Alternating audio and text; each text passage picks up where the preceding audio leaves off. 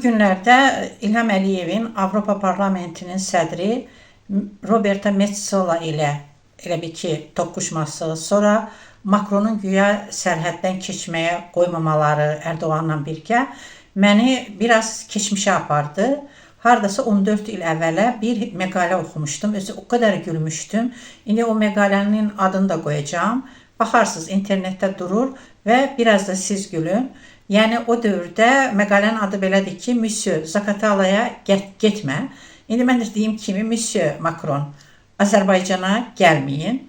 Yəni hər iki halda İlham Əliyevin etdikləri mənim üçün bilmirəm, absurd gəldi. Yəni birinci halda Avropa Parlamentinin sədrinə elə bil ki inciyən uşaq kimi, sonra da Macronu buraxmamaq elə bir acıq çıxan uşaq kimi Erdoğanla bir yerdə girmə bizim məhləyə deyib bu cür hərəkət etmələri, yəni bir daha onların, yəni bu ölkələrdəki rejimlərin mahiyyətini ortaya qoydu. Ona görə də bir daha həmin yazıya qayıtdım, oxudum, əməlli də güldüm. Sizə də həmin məqalənin linkini aşağıda da qoyacağım. Girin, oxuyun və gülün. Amma Roberta Metsola da necə ki Paşinyan Putinə dedi ki bizdə demokratiya var, o da dedi ki bizdə demokratiya seçki ilə seçilən bir parlament var və orada müxtəlif fikirlilik var. Bu da gözəl bir şeydir və bir insanın dediyi olmur.